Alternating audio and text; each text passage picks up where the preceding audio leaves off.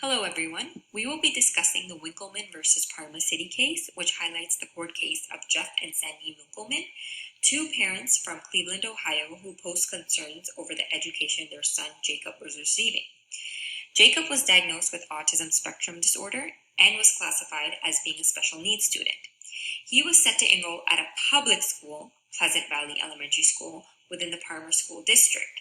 Jacob was covered by the Individuals with Disabilities Education Act, so IDEA, and he had an active Individualized Education Plan, an IEP. Both parents were involved in the IEP process. However, there was disagreement with the actual developing plan for their child.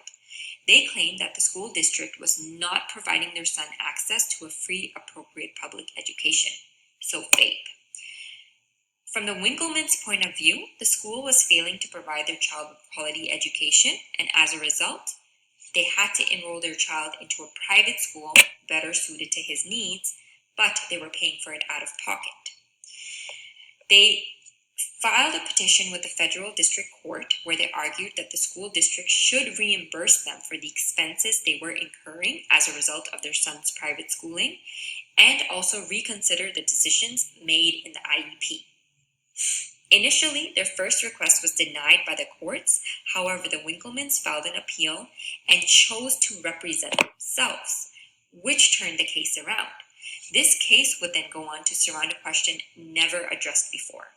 If the child's parents were in disagreement with the district and the IEP plan, can they legally represent themselves without the help of an attorney or a lawyer in the higher courts?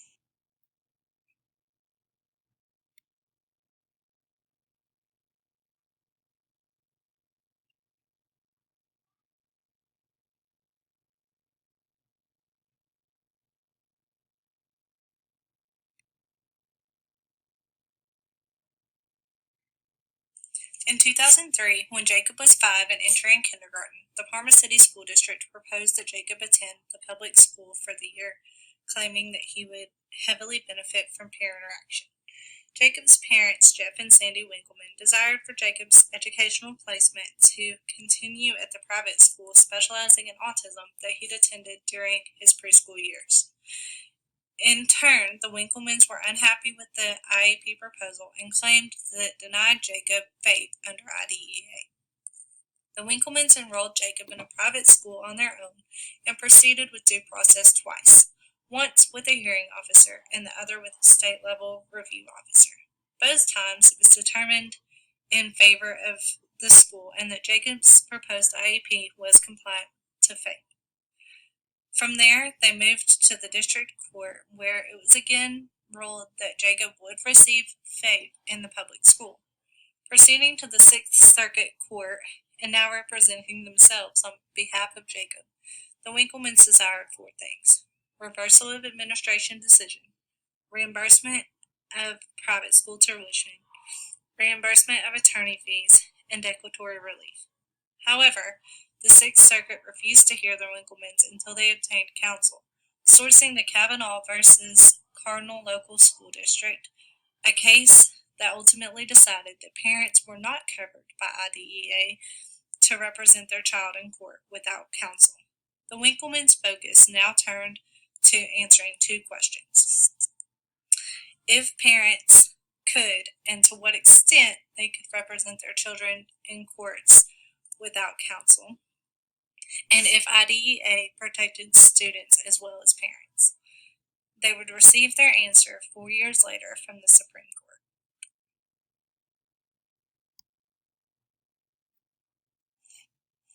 On February 27, 2007, the Winklemans took their case to Washington.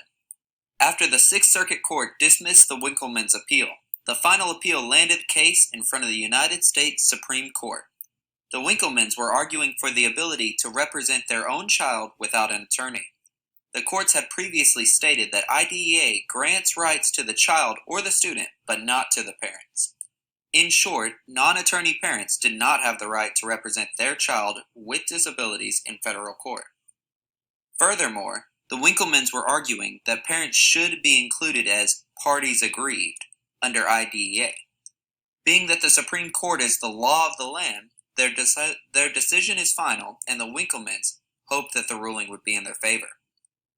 The court ended up siding with the Winkelmans and decided that when parents are pursuing a procedural claim under IDEA, they qualify as a party in the case themselves. This decision was a major victory for the Winkelmans as it confirmed that parents have the right to bring claims under IDEA and also have the right to appeal the decisions of the court.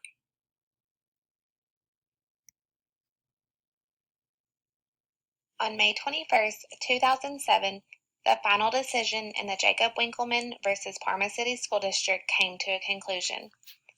The final verdict to reverse the Sixth Circuit appeal landed in a 7-2 majority in favor of the Winkelmans. The two opposing opinions, Justice Antonin Scalia and Justice Clarence Thomas, believed that since the child is the one receiving the education, that the child should be the one who is receiving the rights and privileges of IDEA and not the parents. Justice Anthony Kennedy was the majority opinion, and he argued it isn't fair and clear to some why parents were able to have rights when it came to administrative disputes over their child's free, appropriate public education, but none in federal courts. Therefore, the final ruling states, parents enjoy rights under IDEA, and they are as a result entitled to prosecute IDEA claims on their behalf.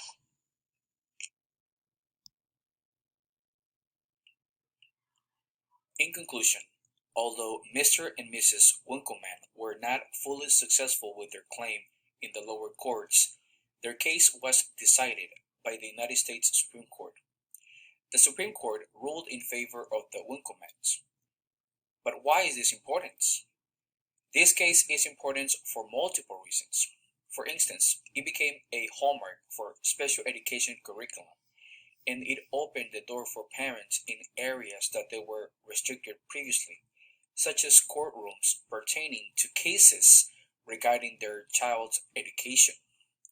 It also influenced how services are provided in general, tailored to the individual and making it a true individualized education program, because education is not a one-size-fits-all. Culturally speaking, this opened a conversation regarding involvement of children with disabilities that are parts of a different population, as well as taking in consideration their parents.